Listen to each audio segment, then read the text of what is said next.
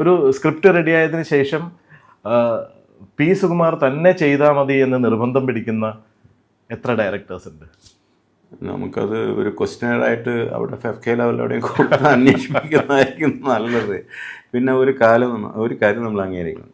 ഇപ്പം ഞാൻ ഒരു കാലഘട്ടത്തിൽ നിറയെ സിനിമകൾ ചെയ്യുന്നുണ്ട്. അപ്പം ഞാൻ ഞാൻ ബിസിയായി തുടങ്ങിയപ്പോൾ ഞാൻ റീപ്ലേസ് ചെയ്ത കുറേ സിനിമാറ്റോഗ്രാഫേഴ്സ്. അത് കാലഘട്ടത്തിൻ്റെ ഒരു അനിവാര്യതയായിട്ട് ഞാൻ കാണുന്നത്. ഇപ്പം ഞാൻ സിനിമ ചെയ്യുന്നത് വളരെ കുറവാണ് കമ്പാരിറ്റീവ്ലി. കാരണം അതിന് പല കാരണങ്ങളുണ്ട്. കുറേ ജനറേഷൻ ഷിഫ്റ്റ് ഉണ്ട്. പിന്നെ അതിൻ്റെ ആറ്റിറ്റ്യൂഡ്, സിനിമയോടുള്ള ആറ്റിറ്റ്യൂഡ് ഉണ്ട് ആൾക്കാർ. പിന്നെ നാച്ചുറലി നമ്മൾ കുറച്ച് ഓൾഡ് ടൈമേഴ്സ് ആണെന്ന് തോന്നിയതുകൊണ്ട് നമ്മുടെ ഉള്ളിൽ തോന്നുന്ന അതൊക്കെ ഉണ്ടാവും.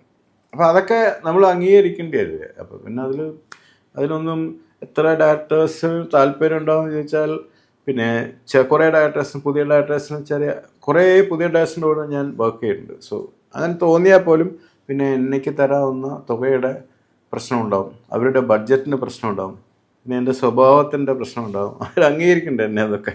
അപ്പോൾ ഇത്രയും കഴിഞ്ഞിട്ട് വേണം ഈ ചോദ്യത്തിനുള്ള ഉത്തരം വരാൻ.